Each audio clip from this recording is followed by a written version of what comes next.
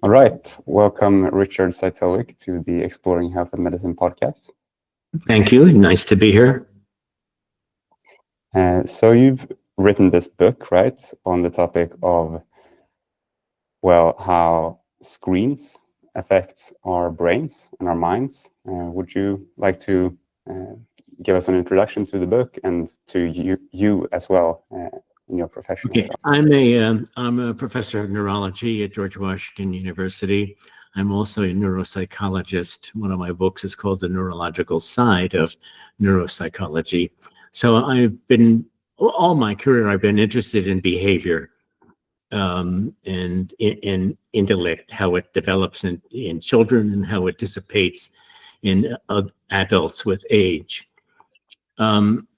So that's what I do. I don't see patients anymore. You can tell by my age here. But I still teach medical students at GW, which is one of my alma maters. And you want to know about the book? Yeah, please give us an introduction. Say that again? Yeah, it would be great if you could give us an introduction to it, and we'll take the conversation from there. Right, you wanted it as explained to a 10-year-old. Okay, well. Yeah, exactly. Yeah. That sounds good. Maybe I should just say how I became interested in this is that for a long time, I noticed that how distracting screens were of all kinds. And normally my late husband and I, we didn't have smartphones. We used track phones for many, many years because who were we going to call? Nobody was going to call us.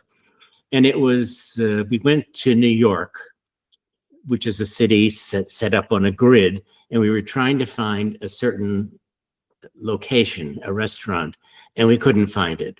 And at that point, all the phone books had been ripped out, there were no public phones left anymore. And so we just looked at each other and said, we have got to get an iPhone, if only for the maps. And so we each got an iPhone. And within 2 days of playing with this new toy, I just gasped and said, oh my God, no wonder people say they're addicted to this. Because what I was looking at was a slot machine in my hand. And if you wanted a textbook example of positive intermittent reinforcement, there it was in the endless scroll, one thing after another. Keep waiting to get a hit. Am I going to get a hit? Is something good going to come up? Keep going, keep going. When do you stop? There's no signal ever to stop. And I think this is one of the problems that I think people realize, they may not realize because they deny they're addicted. They say, I'm addicted to my phone. But when you try to convince them that they actually are addicted, they say, oh, no, I'm not. I can stop anytime. Except they can't stop. And you have only to take it away from them for an hour, and you'll watch how crazy people become. They become anxious. There's a word actually for this. Nomophobia is the fear of being without your smartphone. And there's been, oh God, tons of experiments done with college students where, they have to put their phone away or in another room and all that. And the professor just sort of counts down to how long it takes for them to become antsy and just really pathologically anxious. So anyway, so that was the impetus for the book. Is like, here's this brand new device. It's more powerful than Star Trek. Even the most fictionalized version of Star Trek. It's infinitely more powerful than Star Trek. And, our brain is the same brain that our distant ancestors had 3 million years ago. It hasn't changed at all. iPhones and electronics and even washing machines get new and improved versions every year or so, but evolution doesn't say, oh, gee, it's been 10 years. I think we better have a new way that the cortex is organized. No, it doesn't work that way. It's not like an engineer comes along with new and improved. What evolution does, it works by accretion, which is building on. As soon as something works, it sticks around because it's been proven good enough for survival. And so then anything new is built on top of that. It's in New Englanders call it an add-on house, where you can see that over the decades, one room after another has been added onto this house. So it looks sort of funny, but inside it's cozy, you know. But so that's the way the brain, our brain evolves, or doesn't evolve actually, hasn't evolved at all. Whereas cultural artifacts like language, etc., they have moved apace. Yes, yes, and I'm thinking as you're speaking about this that I agree. Our brains haven't changed, and yet you mentioned there is no signal for us to stop. I guess the signal may be the awareness that, okay, this is really taking too much of my attention. For example, let's say we're eating spaghetti or whatever, and so we're eating and eating and eating, and at some point you say, oh, I'm full, I've had enough, I can't eat anymore. Okay. And so your brain sends you a signal to stop eating, right? Yeah. But when you're looking at the infinite scroll on a phone, where's the signal to ever stop? Because there is none. Always there's something yet, there's something coming, something is still coming. Maybe I'll get one more hit. This looks good. And so this is why people can waste hours on TikTok or YouTube videos, because there's never any signal for them to stop. And they look up and they think, oh my God, I missed dinner, or, you know, I meant to be doing something, and look, the sun, it's dark outside.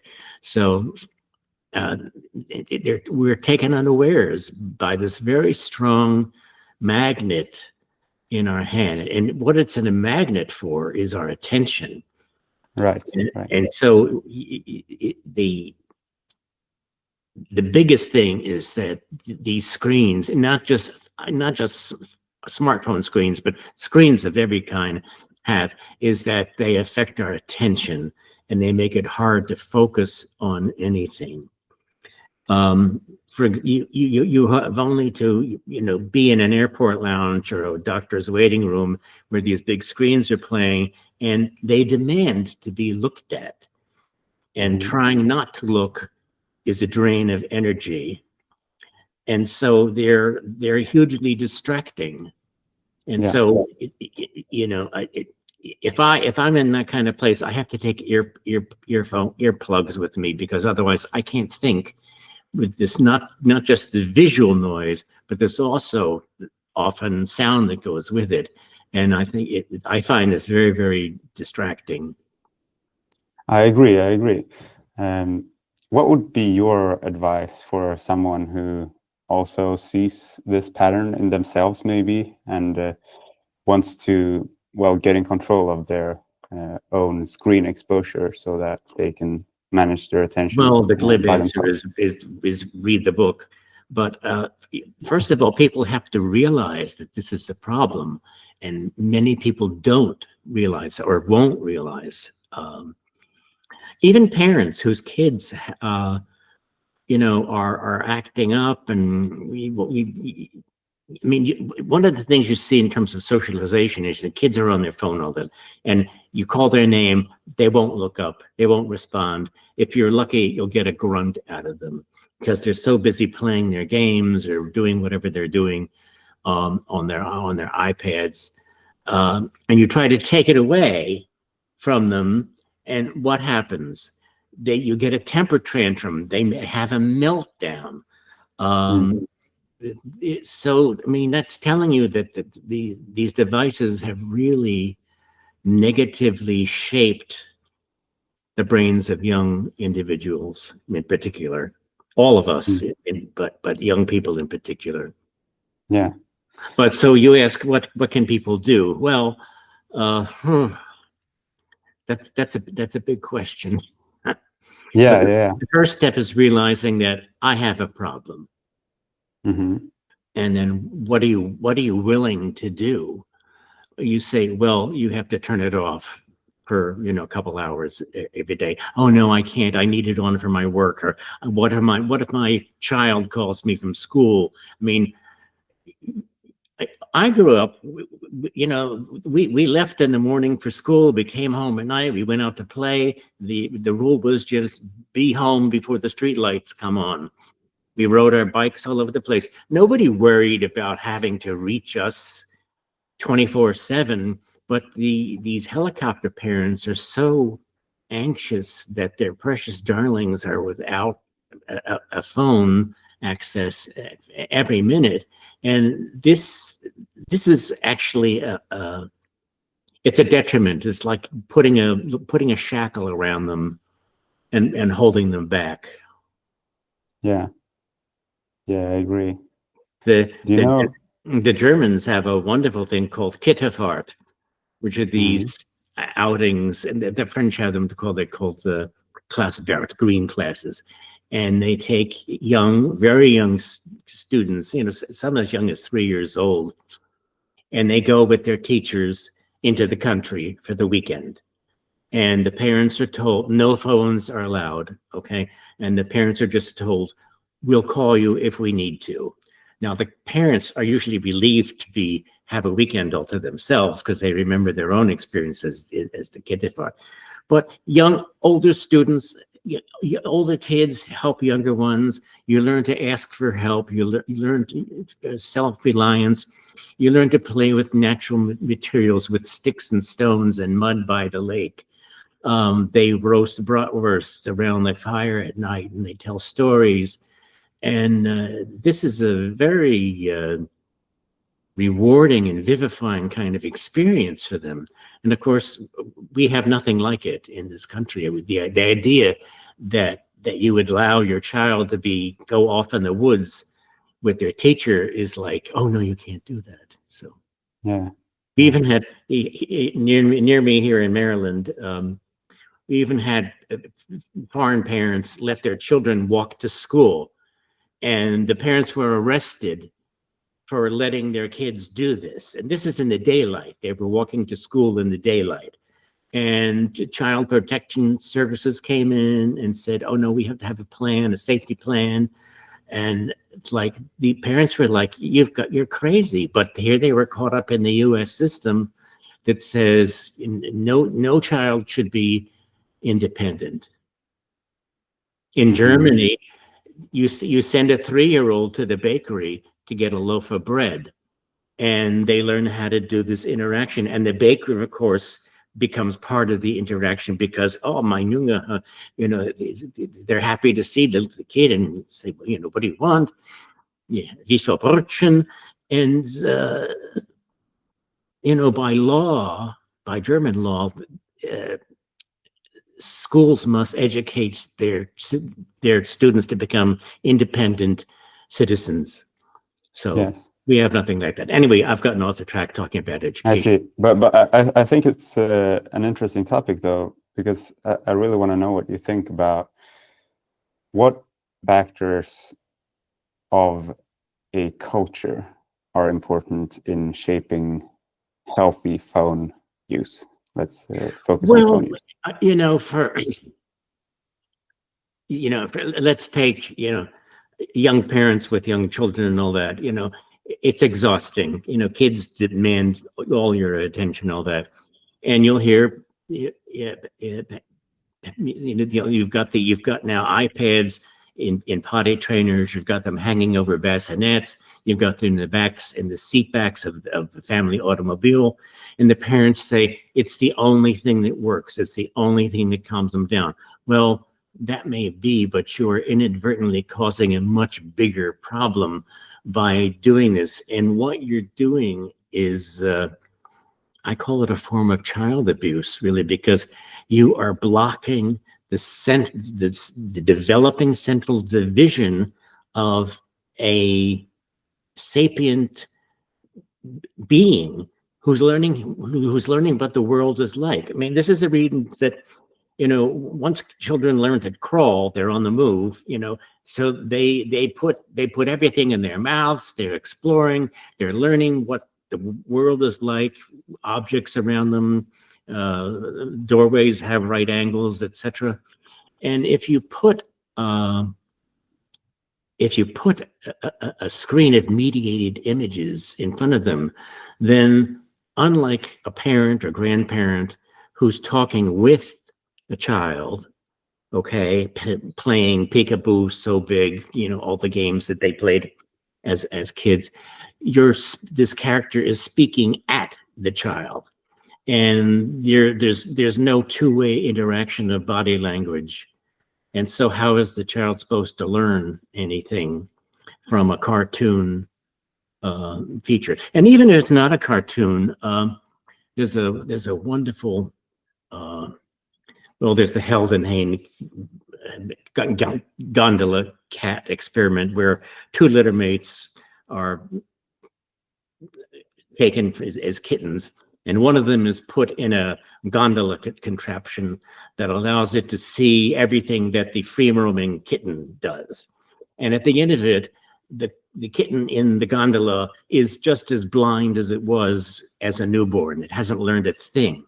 Now, fast forward to an update of that where a Chinese-speaking nanny of an American kid was filmed so that another child saw and heard everything that the kid in real life did. Well, the original child learned actually quite a bit of Chinese, learned phrases, etc., numbers, colors, how to count. Whereas the child who's just watching on video didn't learn any Chinese whatsoever. So this shows that passive learning doesn't work. Learning takes time, and you can't do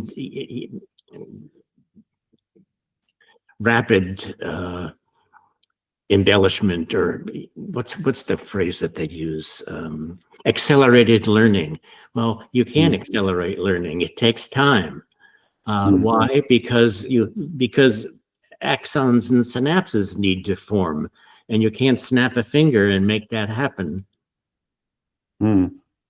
That's an interesting. You also have to have a body that is moving through the world. This is called embodied cognition. So yeah, passive learning from a screen won't do. So yes, parents say, oh yeah, it's the only thing that calms them down, but they're going to end up with a much bigger problem than a finicky infant. Right, and the problem is in terms of their development in regards to how much they learn and their in terms of their general development and achieving all the milestones, because we've known for decades, you know, that there are certain time periods called critical windows in which, if you don't learn language during this time, you'll never learn language. And it's why children who move, let's say, they move from Cuba to or Latin America to the United States after the age of 7, they never lose their accent. Okay, and whereas young children will learn a second or third language really, really well, but after about the age of 5 or 7, it becomes really, really hard to learn a foreign language, as any high school student can tell you who's in their French class or their German class. It's not easy. Yeah. So I want to push you a bit on that, or I want to ask you what you think about my thought in regards to something you mentioned, which is, you said that learning can't be accelerated, and I agree in general with your the idea you put forward that it can be accelerated if you have the bandwidth to focus on the task at hand, if you're motivated, and if you have a good teacher or a good tutor. Right. So, I mean, one summer, my sister and I we were too old to stay at home and too young to work. So my father put us on the train 5 days a week to Berlitz in Philadelphia, where we spent all day, me with German and she with French. And we learned an awful lot because this is exciting. and we're with these native speakers, and we're talking about all sorts of stuff, and I would bring in, literature and stuff. So that kind of accelerated learning is possible, but it involves a commitment of time and effort, Yeah, I agree. and motivation. Yes. I mean, there are some people that absolutely love school, and others that can't stand it, and you can tell, they're always getting in trouble. They're cut ups and picking fights and disrupting the classroom. And Yeah. others really like doing what they're doing. I was one of the latter. I liked school very much. Yeah, I've been both people, I'd say. I used to not like school, but then I started learning on my own outside of school, and then I developed a passion for learning in general and in several different topics, and so it's now I like school. I used to hate history. I thought we just have to memorize the dates of wars and all that, and it wasn't until I became a neurologist or studying neurology that I became interested in the history of the subject. Like, how did we come to appreciate this, that, and the other? Who was, who was Rombach? Who was this person? Who was that person? And that then it became very interesting to me. That history became very, very interesting. How did we come to believe or understand such a thing? Yeah, that was really cool. I thought it was really cool. Yeah, there's something especially stimulating about history, I think. Like, I can't really put my put words on it, but it's very stimulating somehow. Anyways, would you like to go into how, like, the moment we pick up a phone, what brain areas are involved in taking such an action? Well, pretty much all of them, because I mean, you've got, let's say, what makes you pick up the phone to begin with? All right, so you're talking about motivation, so the anterior cingulate gyrus, etc. You've got to be able to focus your attention on that. So you've got motivation, so you've got attentional circuits, and then you pick up the phone, and then the question is, well, for what purpose? I mean, did it ring? Did you get a ping? That's quite different than picking it up spontaneously on your own. It's like, swipes. Arco Gosh at the Informatics Institute in Lucerne has done fascinating research showing that these screen swipes actually remap the cortical representation of the hand in the brain. Now, we know that a lot of repetitive behaviors. So, for example, musical practice. So, violin players, for example, we know that the non-bowing, the cortical area of the non-bowing hand greatly expands as they become better and better violinists, and so it's taking over areas. And the same is true of other kinds of things. But so we might say, well, how is scraping a screen any different from string players or people who knit or do any other kind of, rhythmic repetitive activity, whether it's, let's say, it's volleying a tennis ball and all that?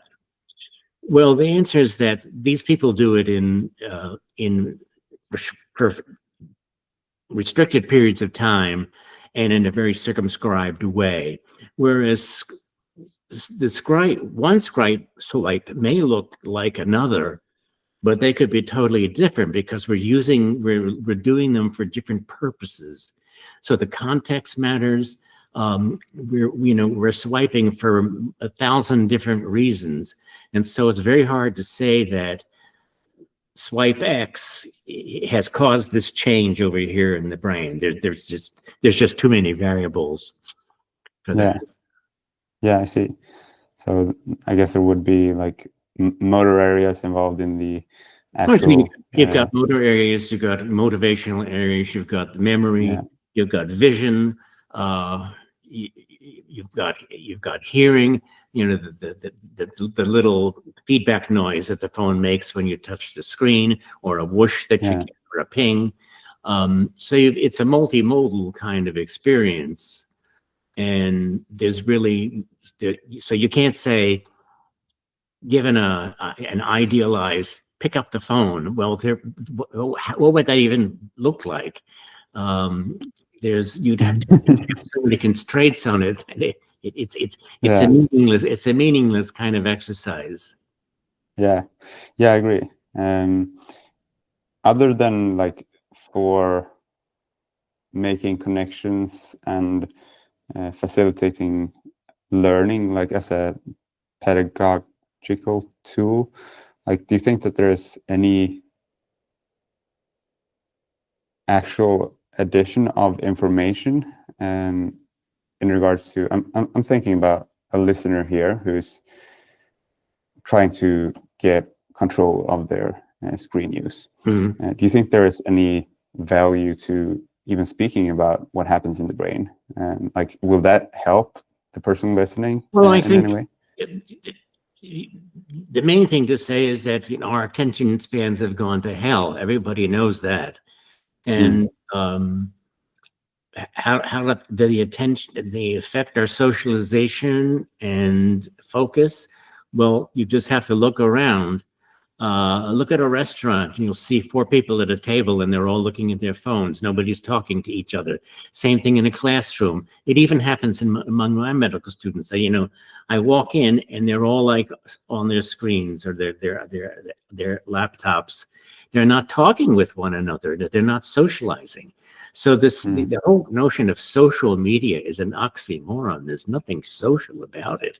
It's alienating, it's isolating, it makes people feel lonely, particularly teenage girls, and there's this fierce competition to, post things on Instagram and whatever. It's like, look what I'm doing, look how wonderful my life is. And so unless you do something that's wonderful enough, then is it worth doing? So I think we're in a trap, and it's not just, young people especially, students especially, but you see this in adults as well. Mothers take their kids to the doctor, or and they're busy on their phone. They're not paying attention to the kid. Even in appointments, sessions that are set up as making the child and the parent more mindful of this. The parent is oblivious. They don't pay attention. They're busy texting, etc. And this is part of the what's called the still face experiment. Is that decades ago, when phones were bolted to the wall or set on the counter, the phone rang, mommy was on it, and she could look at you and say, well, I'm not coming. Okay. Whereas now they're fixated on this, and they're not looking up at the kid, as the kid's making more and more gambits for attention and vocal. Come on, mommy, we got to hurry up. There's other things to do, mommy. There's a modern version of what's called so this is the still face. Is that, first of all, the mother engages, and then she retreats to the device. This is called the still face phase, at which point the child becomes increasingly anxious. And then finally, the mother breaks off and gives the kid attention again, and that's the recovery phase, where that connection is made once again.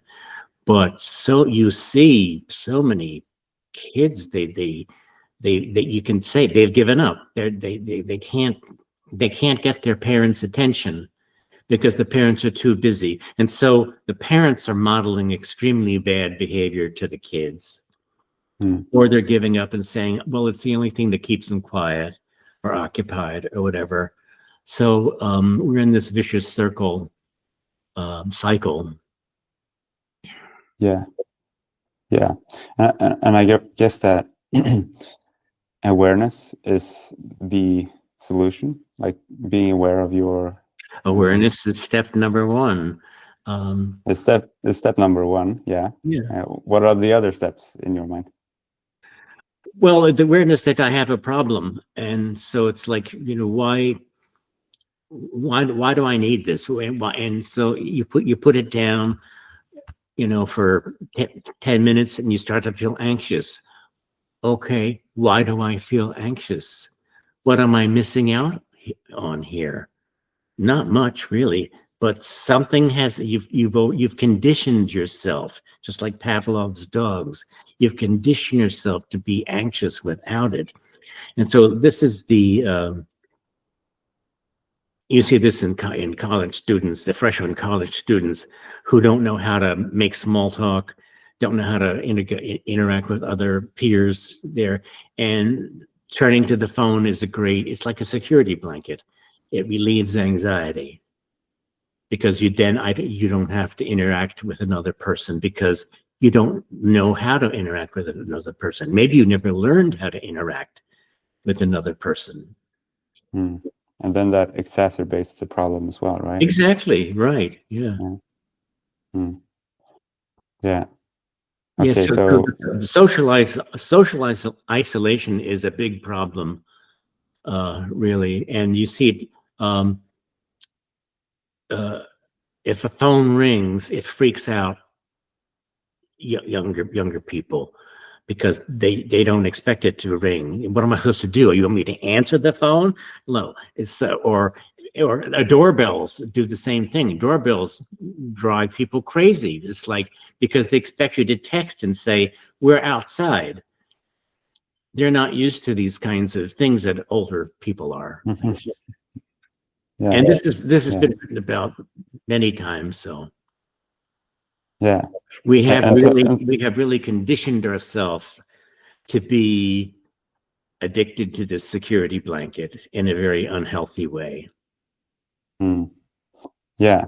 And so once someone is aware that they have a problem, that they want to use their screen technology, their phone, for example, in a different way than they are currently using it, once they're aware that they want to change their situation, what do you suggest is the next step for them? Well, you have to realize, you know, it's very easy to hijack our Stone Age brain, and tech companies hire reams of psychologists and engineers to keep us glued to the platform as long as possible. They only know that there's 1,440 minutes in a day, and so every minute that your eyeballs aren't on their platform, they're losing money. So I would say step one, you're okay. You have a problem and you want to do something about it. You can start by, don't go cold turkey because you'll just drive yourself crazy. You start slow, so set limits. So for example, I check my email and my messages twice a day, once around 4 to 5 a.m. in the morning, and again around 4 p.m. in the evening, and not in between. And I have the whoosh silence. So if I get a message, you'll have to wait until the morning. And the question I ask myself is, what could be so important that I have to be available 24/7? And I think, it used to be when I was in medical school, it used to be that having a beeper on your belt was a great status symbol. It's like, oh man, I got to be available, reachable at any moment, for emergency kind of thing. Well, now it's a status symbol not to be reachable. I'm sorry, you can't reach me. So doing that, I think setting limits and realizing that most of the email that I get, I mean, I've tried eliminating everything and blocking stuff, and it's no use. It's the stuff just creeps through. So most of the time when I'm checking, it's delete, because nothing is important. We are very, very few things are important, and I know what those are. So that's one thing to do. The other would be the best piece of advice I have, and I give this to my medical students all the time, is go to bed. Instead of staying up late, looking at the blue light of the screen, which is affecting your circadian rhythm and all that, put the thing aside and just go to bed and get a good night's sleep. Get 7 or 8 hours of sleep, particularly if you're younger individuals in your 20s or 30s. You need 8 hours of sleep, and you'll really be surprised what a good night's rest will do. And do not use your phone as a clock. If you must use it as an alarm clock, put it on face down on the other side of the room, so that when it rings, you'll have to get up out of bed and address it. Because even looking at it for just 5-10 seconds is enough to throw off your circadian rhythm and undo the benefit of the sleep that you've gotten so far. So those are some simple things.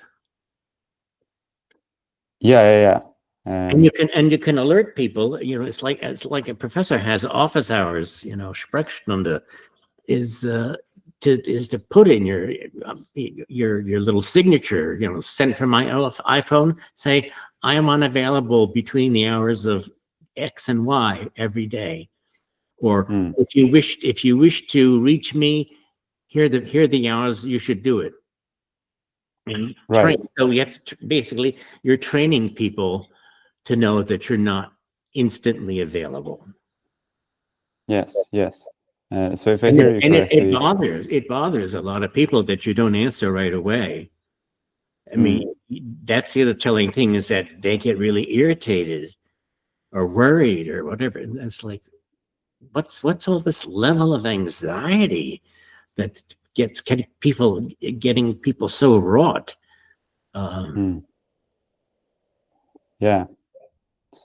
Yeah, I think that my personal feeling is that indeed that's a bad sign when you start getting anxiety about someone else, like especially if it's just some random person that you contacted and they don't answer and you get anxiety, and like why don't they answer me like within 2 hours or something? That's well, one of the it feels like you're not in control anymore then. Well, and they were never in control. Being in control is just an illusion. So why should somebody else be in control of how I spend my time? Unless they're paying me a lot of money to do so. And at this point, I'm retired, so I don't have to worry about that. But even when I was working, it was like, my time is my own. I had the luxury of being able to structure my time and work when I wanted to work and do other things when I wanted to do those. But part of the self-awareness, it's like you want to learn about your emotions, for example. So you ask why. So you notice, let's say that you're angry, and you ask yourself, why am I angry? What am I angry about? Am I angry at somebody or a thing or an idea? Like, what's got me so riled about this? So self-awareness begins with understanding our thoughts and our feelings and our behaviors, and recognizing strengths and weaknesses in them. Now, one of the first weaknesses is going to be, I get really nervous if I put my phone away. I have to have it with me all the time. And then eventually, when you do that, you learn the next step is self-regulation. So you're managing your emotions effectively. You're staying calm when you need to be, and under pressure instead of reacting. And then getting back to some sort of socialization of interacting with other people will help you develop empathy. Because right now, the smartphones are a big empathy killer. It makes everybody self-centered and self-interested, little narcissists. It's all about me. Look at me. Look at what I'm doing. Now, let me post a selfie. And then eventually you become more adaptable, and you start to see things in a bigger picture, and hopefully that will Yeah. that will reinforce your motivation over Yeah. time. Yeah. I find it very interesting that you say that it decreases empathy. Well, So you yes, because use I mean, social media. again, look at people, a group of people together, and they're all looking at their phones, and they're not talking to one another. So if you don't, if everything is all about me and my little narrow interests here, then why should I care about other people and what you're thinking, what you're feeling? It's not important to me. I'm important to me, and that's it. That's all that matters. And that's a very caustic kind of attitude to have, because it doesn't suit anybody well. You keep doing that, you keep acting like that, and you're not going to have any friends anyway, except the ones, the notion that I've got 5,000 friends on Facebook or whatever. Well, you can't possibly have that many friends. Maintaining friendships takes effort, and it takes work, and it's like nurturing a baby. A friendship is something that you have to feed and nurture. And so we can't, we can maintain close friendships with maybe, I don't know, 10 people or so, and then a larger number can be acquaintances, etc. But you can't be friends with 5,000 people. It's not possible. No, I agree. And they're too busy worrying about themselves to be your friend. So yeah, I mean, what you're saying makes sense from my own experience. I'm glad you know think if there, yeah. Do you think there's any like hard data, like any research on specifically empathy and the phone or screen use in general, or social media in particular, maybe? Well, this gets to autism, and then my term, virtual autism. So the outstanding hallmark of developmental autism is a lack of communication and a lack of what's called theory of mind. The ability for me to look at you and say, oh, this person has a mind of its own. I can sort of intuit what he's thinking by the way he behaves or what he says and all that. And so we impute motivations and beliefs and attitudes towards other people because of theory of mind. And this is what empathy is very, very much based on. But autistic individuals don't really have any empathy because they're focused on abstract objects. They have very little visual contact with another person. So they're always they almost never make eye contact with you. And this gets worse as time goes on. Now let's move to virtual autism. And this is the induction of autistic-like symptoms in otherwise normal individuals.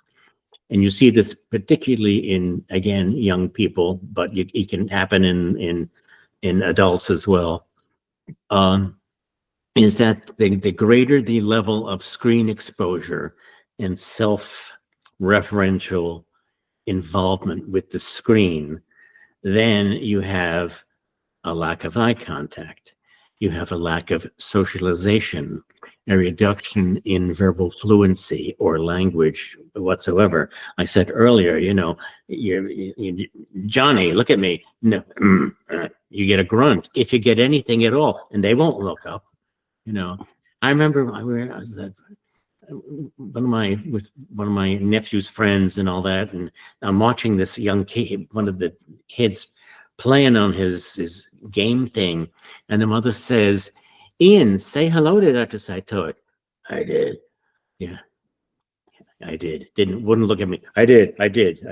Yeah. That's, and what's a parent to do? By that point, that kid was so far gone. It's like I didn't even want to say anything. It's like, oh yeah, this is like almost an intractable situation. Although it's not intractable, because there are rehabs and stay away camps. For example, there's Hillary Cash's Restart, and I'm sure there are others in other countries. I know there are in China, for example. Is that you take the devices away, put up with the invariable temper tantrum, and after just a week or two, the symptoms start to revert. And after a couple of weeks, because you're there, you're there in this boot camp, and you've got to talk to the staff, you've got to talk to one another. You take your meals together. There's no phones, so you're either you're going to look at your mashed potatoes all the time, or you're going to look up and talk to the person across the table from you. And this is what happens: is that after a while,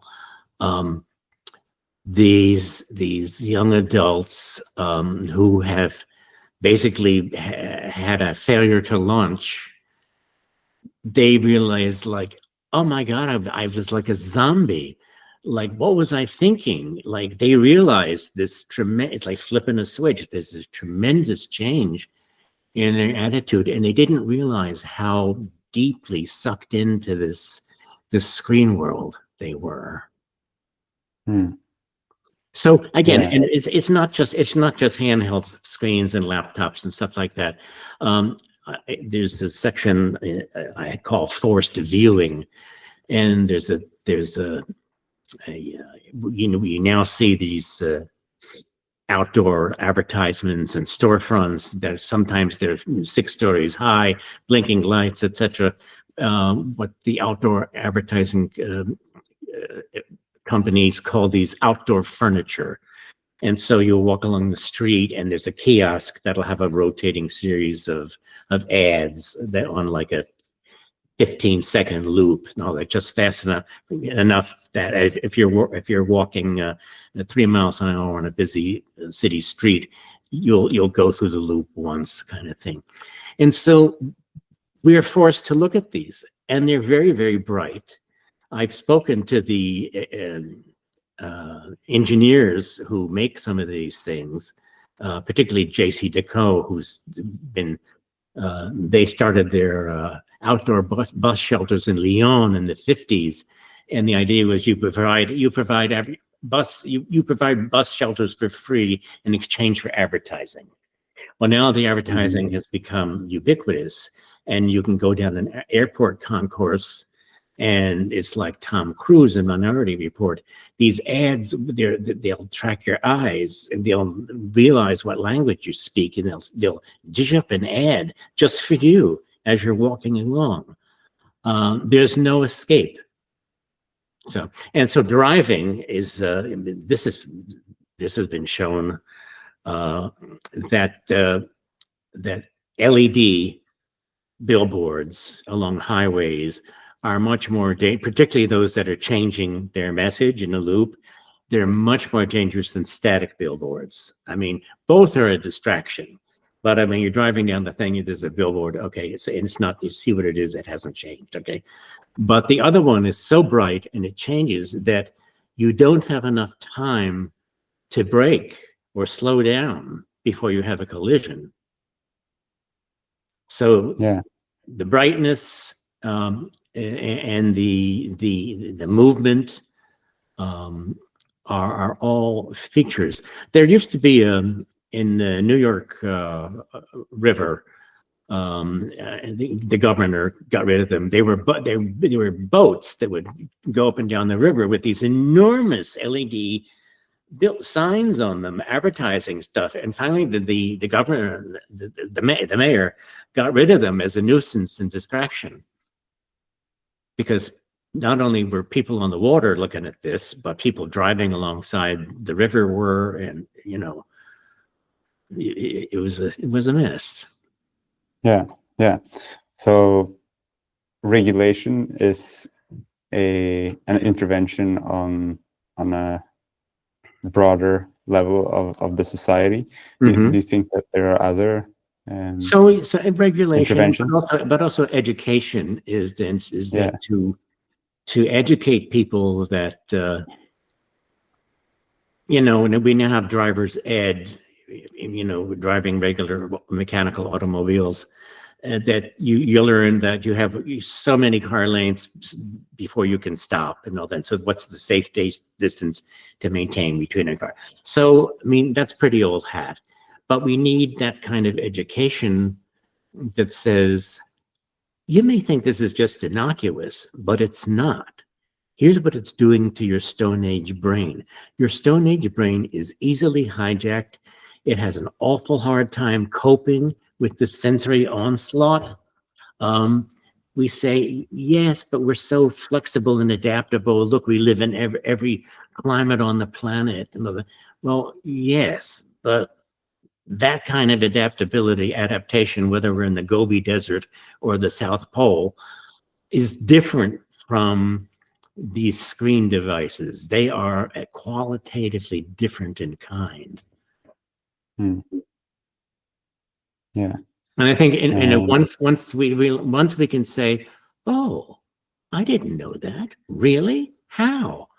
Tell me, maybe stimulate people's curiosity of, yeah, you think this is a mindless babysitter for your toddler? Guess again. Guess what you're doing to their brain. You're obstructing their developing vision and other things. Right. And so if you had to give a 30-second presentation, like in the format of let's say a TikTok video. Oh my God. Okay, like now you're effectively gonna That's real. I would really have to think about that. Yeah. Because shorter is harder. As Mark Twain said, I would have written you a shorter letter, but I didn't have time. So it takes a lot of effort to boil something down to a couple sentences. And I think this is what, I guess TikTok people, they make them, they don't think about what they're doing. They just open their mouths and off they go. I made one or two with the help of my social media person, and they're really hard to do because what am I trying to say? And this is why I like to write. I mean, if I knew what I thought, I would have no interest in writing a book. It's only by struggling to understand what I'm trying to say is that I understand what I think. And and that's another reason that writing is really so exciting, is that I'm discovering something as I'm doing this. So, I mean, your Stone Age brain took 5 years to write. I had no idea where it was going to head when I started. And of course, as I was writing, then society changed and technology kept changing. It was like a moving target all the time. So, but that was good because it was an iterative process. Yeah. I can definitely relate to that creative process. Like that's the point. Like from my personal perspective, what I'm trying to get out of it for myself, like of the podcast, is to learn as I go. But I also, of course, want to raise awareness of important issues. If you force me to try to do a quick synopsis, it would be your Stone Age brain. Your modern brain is the same one as your Stone Age ancestor. It has not changed, whereas the world has moved forward exponentially. So it's going to be left behind in many important ways. One of those ways is its inability to cope with the rapid fire shifts in attention that screens demand. I mean, the brain is an energy hog. It consumes 20% of the energy we use, our daily calories, but while it only makes up for 2% of the weight. And yet we don't have a buffer enough to let us do 2 or 3 things at once. So I'm talking, the two of us talking together eats up about half of my available bandwidth. And that's why trying to follow 2 people at the same time is nigh impossible, because we just don't have the capacity to do that. And no amount of diet, exercise, Sudoku puzzles, or supplements, or nootropics is going to change that at all. It's a lost cause. So we have to learn to work within the limits that we have. And that's not hard to do, as long as we understand that how easy it is to overload working memory, for example, how easy it is to exhaust attention and for us to lose our focus. It's a lot to ask. Yeah. And we just disregard it, we don't pay attention. I mean, I was going to the parking garage at GW, and the elevator doors opened, and out spilled a bunch of undergraduates, and they bumped and jostled into me. They were all looking at their phones. They didn't pay any attention to the fact that they were banging into me. It's like, okay, already, I don't know whether they were undergraduates, so early freshmen or sophomores. They had already internalized bad habits that were going to undermine their ability to learn and think in their careers, if they even have careers. Who knows? Yeah. And as you mentioned, that example of undergraduates flooding out of the elevator, was that what you said? They're spilling out of the doors open, and then they just sort of emerge from the elevator. Yeah, I understand.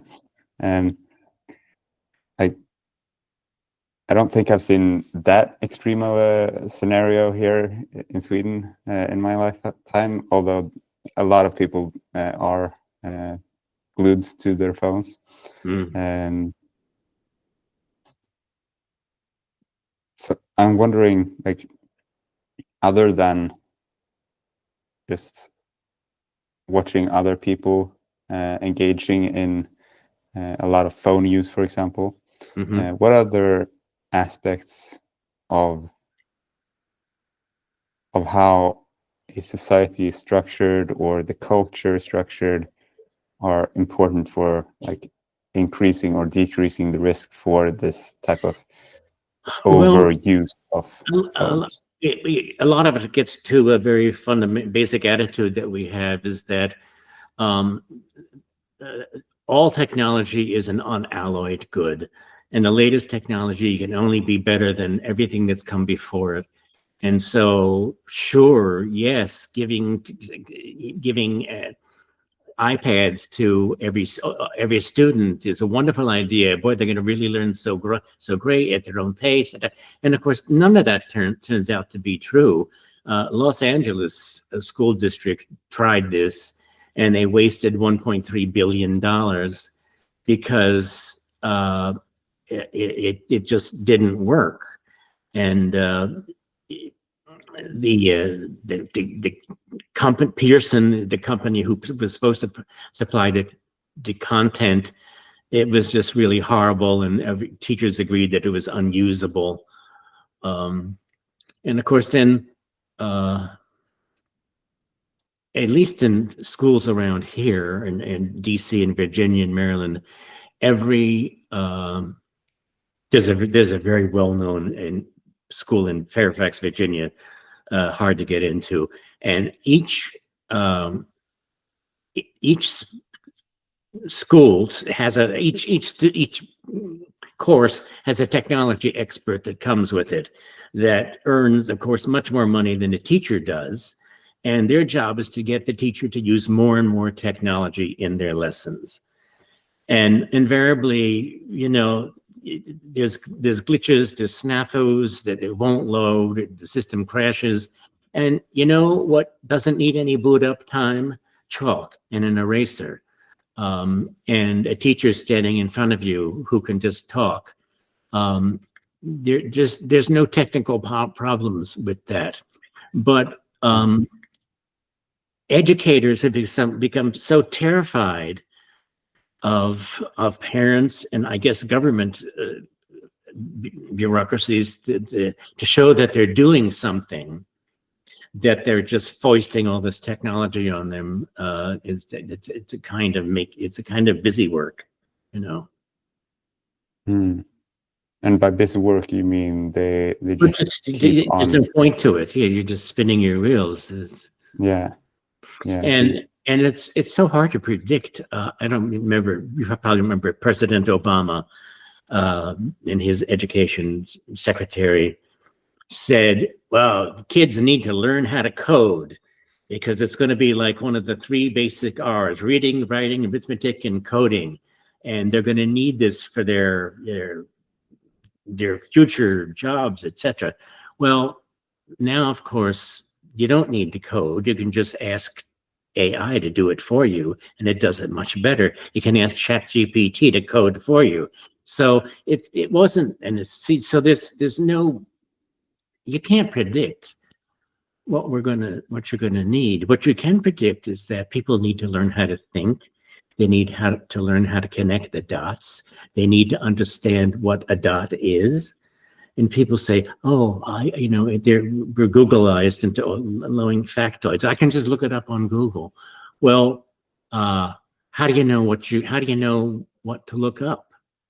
Unless you're being asked some factual question on a pop quiz, like, what was the code of Hammurabi? How do you know what to look up? I'm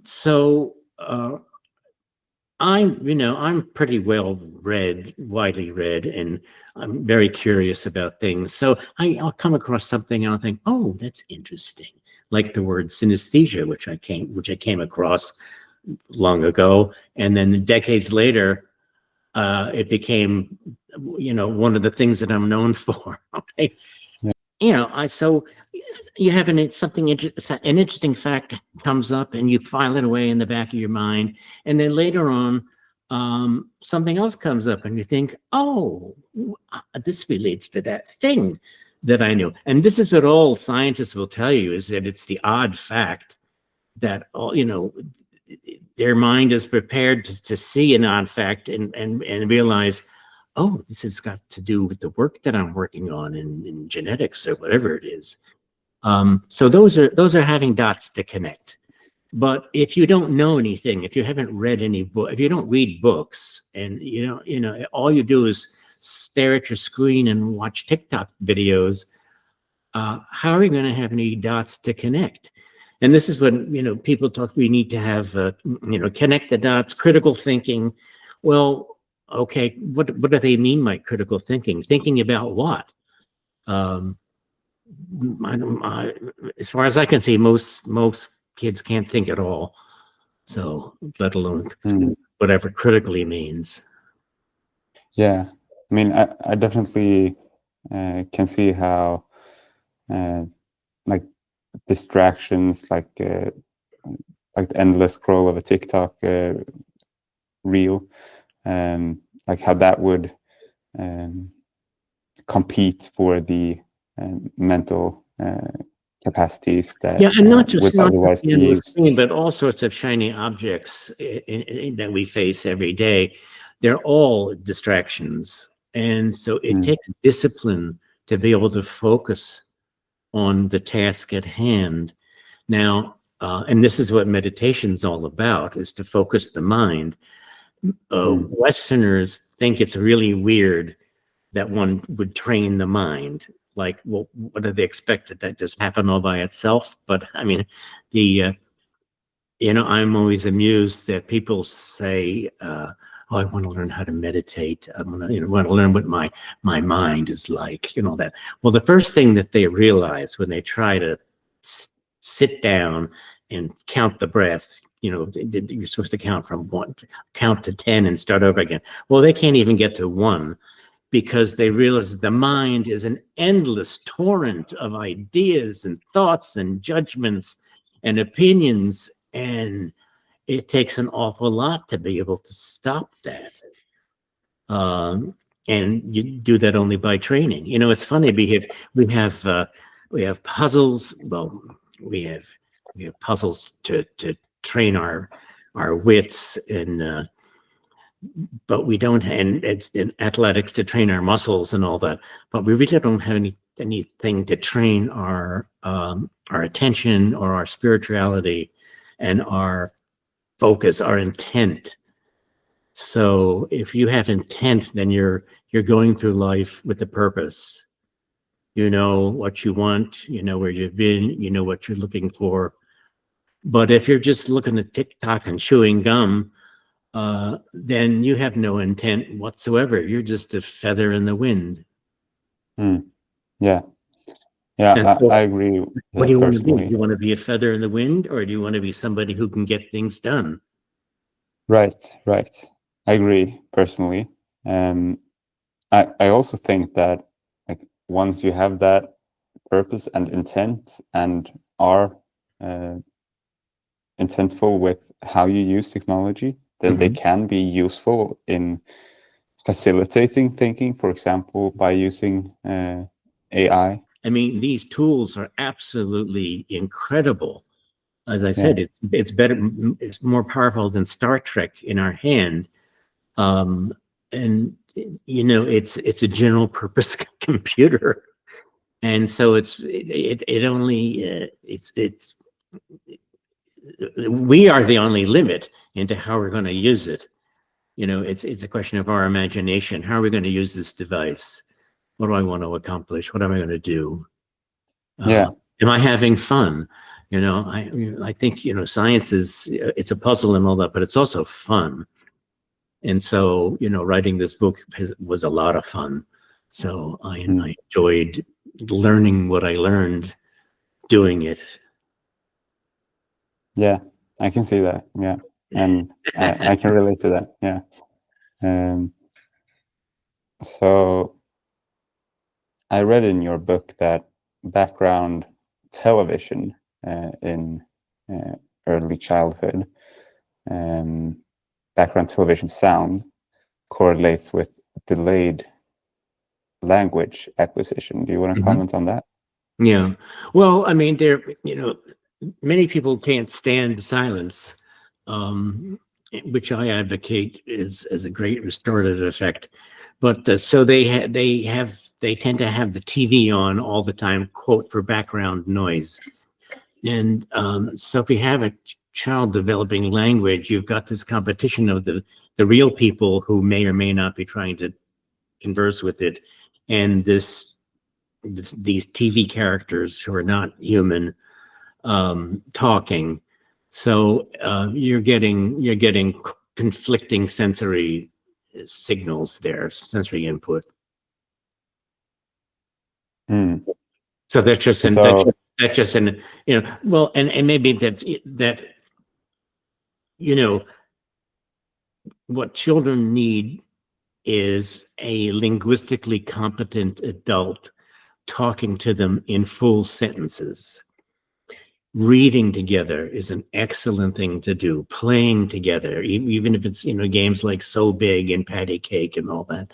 So they need to hear adults using full sentences, and no laugh track, the canned laughter from TV, and no commercials, Yeah. So it's just an empirical observation that in households that do have the background TV all the time, is that language acquisition is delayed, and vocabulary may also be reduced. So there have been studies on this. Yes. And how large were those studies? Do you know? Oh, I can't recall offhand. I mean, I see. I'd have to go look them up or look up my references. Yeah, I see. I see. We talked a bit earlier about this. This. Well, you mentioned it in the book as secondhand smoke, Mhm. having phones, for example, or other screens in one's field of vision. We all know the harms of secondhand smoke is that you can't avoid it, and it has certain health effects on you.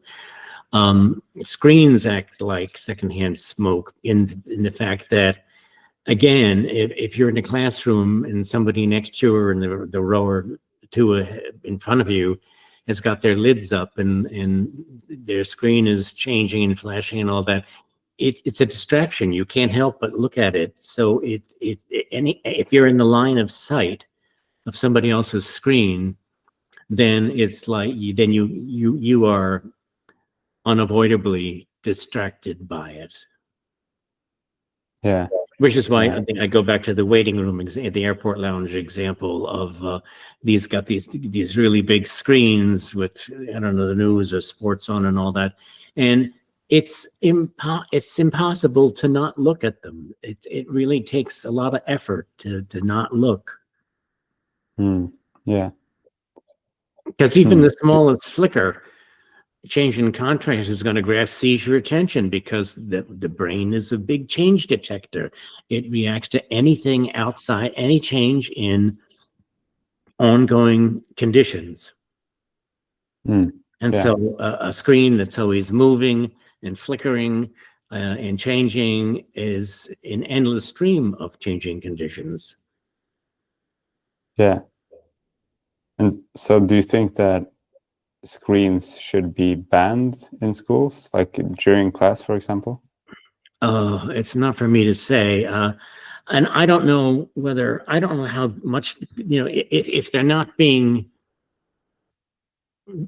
smartly used at home or modeled by their parents, I don't know that banning them in schools would be any different.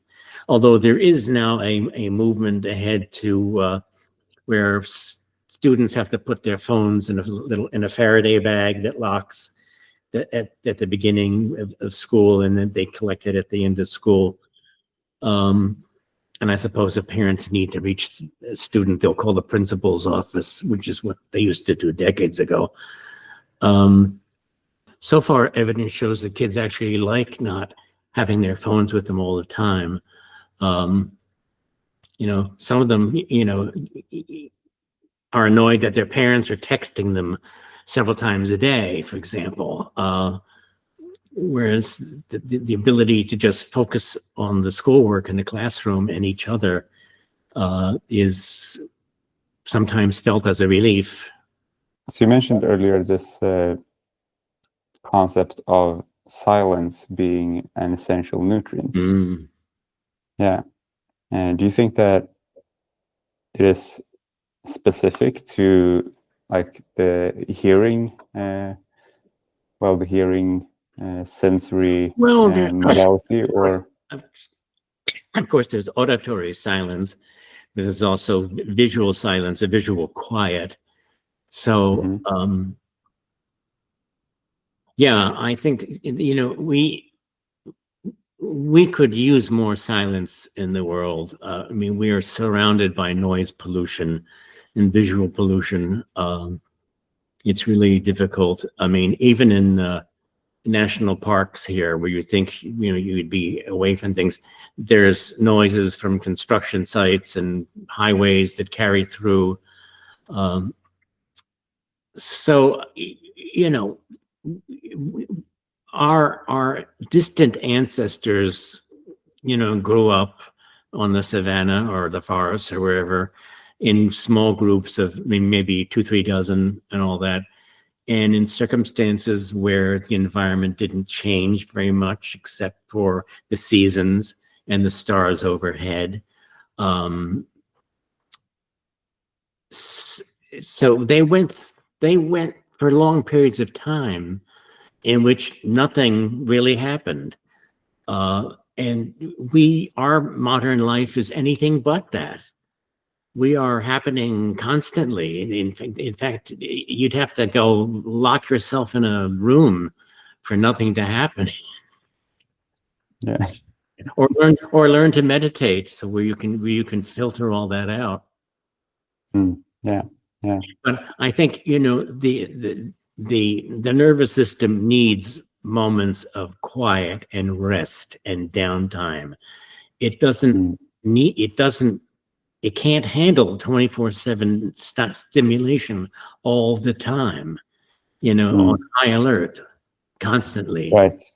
Right. And you're making that statement not just like as a random statement. You're making that statement based on a lot of experience, and a lot of experience in particular with brain research, reading, etc., right? Right, based on have a lot of understanding here. Cultural and anthropological and evolutionary, yeah, a whole bunch of lines of reasoning go into this thing of like, wow, compared to how we developed as human beings, compared to where we are now, what a completely opposed set of circumstances they are. The environments couldn't be more different. Yeah. And so the answer is then, well, how do we cope? How have we managed to cope? And maybe it's, well, we haven't coped so well. Maybe it's the reason we have a lot of different chronic diseases, for example, the stress. Yeah. And walking, you mentioned in the book, as another method for walking. Yes. Well, coping. Walking is a great pastime. I recommend that you go take a walk around the block, around your neighborhood. Keep your phone inside. Don't take your phone with you. Leave it behind. Look up at the trees, at the buildings, at the birds, and you will find that if you do this, your mind will start to wander in a natural, healthy sort of way. Often people get really surprising creative thoughts while walking. Nietzsche said, all great thoughts occur while walking. Virginia Woolf was a great peregrinator.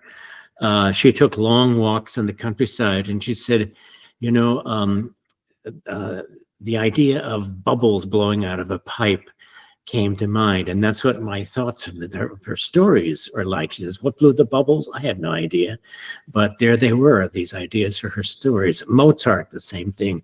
These tunes, he says, I don't know, where do these ideas come from? I don't know. They're just there. Yeah. So Walt Whitman was another boulevardier who did walking and thinking. I will confess, okay, that I sometimes cheat.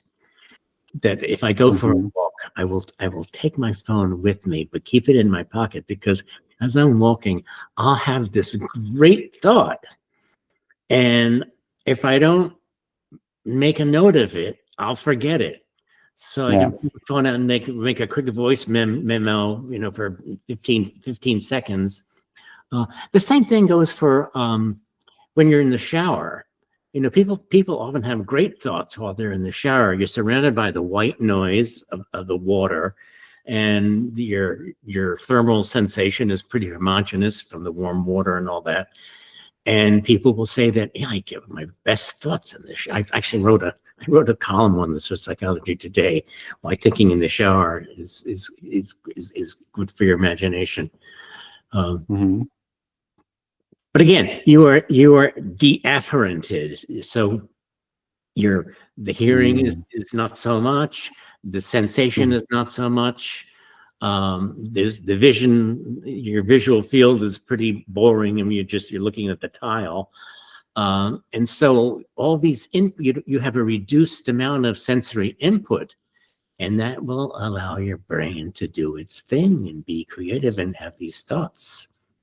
Yeah, yeah, The same thing happens to me during meditations. I'll be sitting there meditating, and all of a sudden, this thought comes up, this solution to a problem I've been thinking about, all by itself. It's like, oh, yeah, yeah. I know what you're talking it's about. wonderful when that happens. I agree, and I think it can also be. Well, I'm speaking strictly from personal, mainly at least from personal experience here, in that I think that it can also be an antidote to the screen addiction, in terms of increasing awareness, which was, as we mentioned earlier, the first step into becoming aware that you have a problem to start with the screen addiction, if you do. And when you become aware of one thing, you'll slowly become aware of other things. It builds upon itself. Yeah. Yeah. So awareness is our friend here. And it will facilitate intentful phone use. Is that a good summary, do you think, of the... I think that's as good as it gets, yes. Yeah. All right. Is there anything else you'd like to add? I think we've covered quite a lot, so... Yeah. Where can people buy your book? Okay, it's Your Screen Age. Well, here's a little small version of it. Your Screen Age Brain. Oh, you have a big one. I have a large version of it here. You can get it at bookstores, wherever. You can probably get it at any of the foreign sites of Amazon. So Amazon in Sweden, wherever your listeners are based. Thank you, Richard, for coming on the... Well, thank you so much for having me. I appreciate it.